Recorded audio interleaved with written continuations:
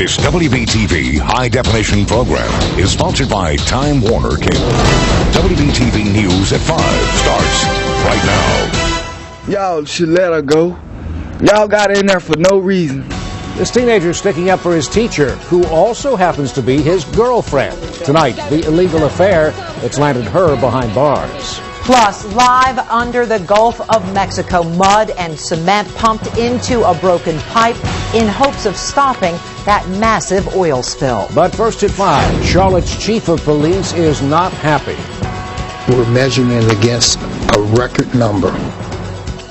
Rodney Monroe opens up. He's talking about a rising murder rate and the perception the city he's supposed to keep safe could be out of control. Good evening and welcome, everyone. I'm Paul Cameron. And I'm Maureen O'Boyle. On paper, it does not look good. There have been 30 murders in Charlotte this year. At this point, in 2009, there were half as many. The latest murder happened just last night. 58-year-old Clem Chisholm shot in the leg. He bled to death. Like most murders this year, it wasn't random. Police quickly arrested this man, John Horns. Horns and Chisholm were apparently engaged in some sort of horseplay that got out of hand. WBTV's Brigida Mack is live at police headquarters. And Brigida, when we hear that number 30 murders, it sounds like a safety issue, and that is what's frustrating the chief tonight. That's right, Maureen, and frustration certainly is the right word Chief Monroe feeling tonight because he is railing against that perception that the city isn't safe. He says you can't just look at that number, 30. It is about so much more than that, particularly when it's measured against the record year we saw last year. So we went back farther to look at the numbers and find out what this year's murder rate really means.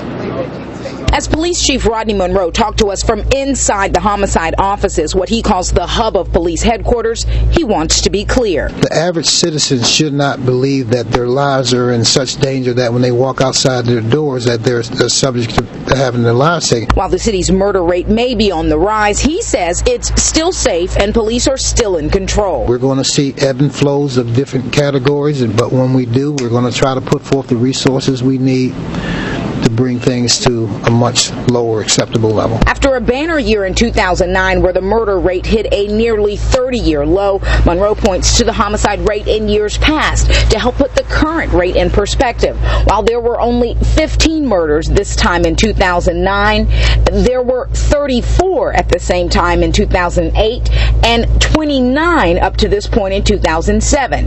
Now that's not to say the murders aren't cause for concern. It wasn't a random crime. But folks like Carol Courtney, who lives in the Biddleville community where the latest homicide happened, believe police are doing all they can. As much as they can be. I mean, that man knew him and came over and shot him. I mean, how are you going to stop that?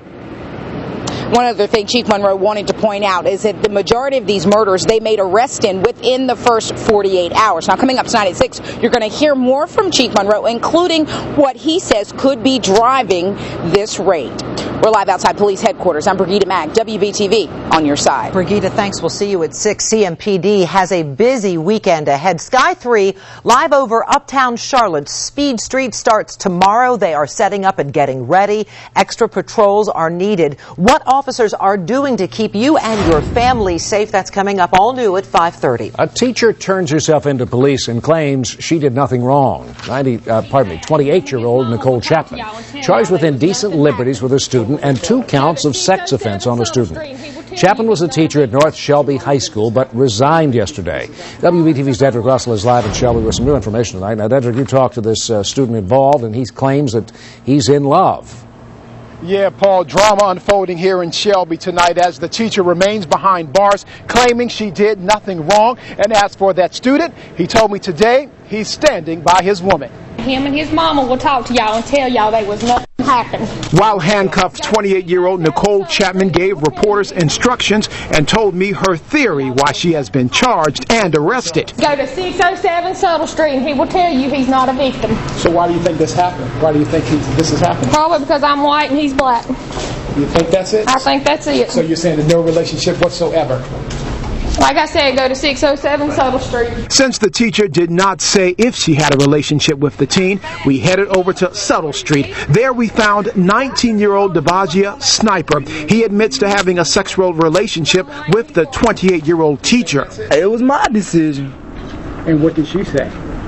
She said okay. The question was asked if he or the teacher thought something was wrong with their actions. His response? If it's love, then it's love. Can't nobody stop that. She left her husband for me. The two met here at North Shelby School. That facility is the place where about 200 students between preschool and age 21 who are mentally and physically challenged are taught. The student's mother says she sees nothing wrong with the relationship. She claims since her son is not a minor, the relationship is justified. But police say this is still a crime. It doesn't really get into age specific. It's more based on the fact that, you know, a teacher and a student. I ain't no victim. Are you innocent? Yes, I'm innocent. Now, as we know, the courts will decide if Chapman is innocent. Now, the former teacher has been with the school district since 2002, and that until she resigned. Now, a background check was done on Chapman, and the school district tells me that it came up clean. Now, the school district did tell me that there is a policy that is against teachers entering into any type of relationship with their students.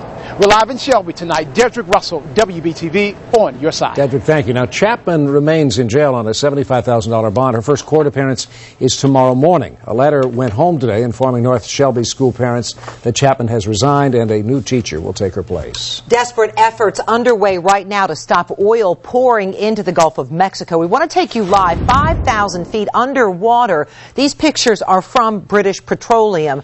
Right now they're doing what's called a top kill. It's a procedure never before tried in waters this deep. First, crews will pump mud into the gushing pipe, then they will cover it with cement, hoping to seal that gaping hole.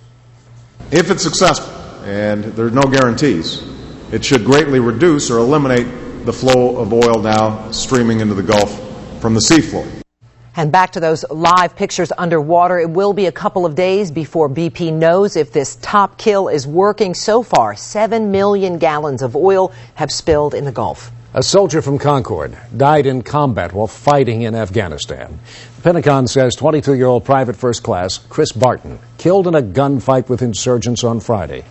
Barton is a graduate of Central Cabarrus High School. He leaves behind a wife who lives in Harrisburg.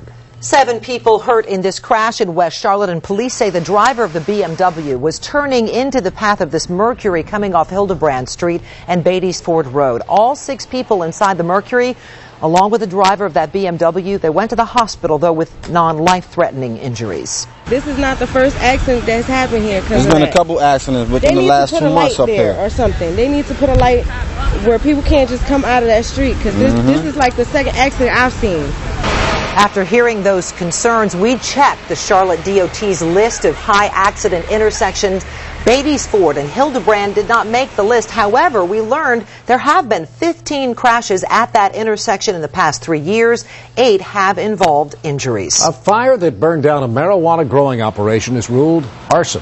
Investigators have determined these flames started on the backside of the house on York Road yesterday morning. Firefighters found hundreds of pot plants inside. So far, no one has been arrested for owning the pot plants or even setting the fire. Tax records show the home was valued at $685,000. Well, outside, it's bright, sunny, and warm. Yeah, lovely spring day out there. First Alert meteorologist Kelly Franson in the Weather Center. A pretty quiet day. For almost all of us, Maureen. There were a few storms that popped up in the last few hours in the high country. We'll take a look at those and take a look at when the rest of us could see some rain in your First Alert weather forecast. These middle school students are taking their health into their own hands, or really their own dancing feet. Coming up at 5:15, we're going to tell you why they want you to learn this dance too.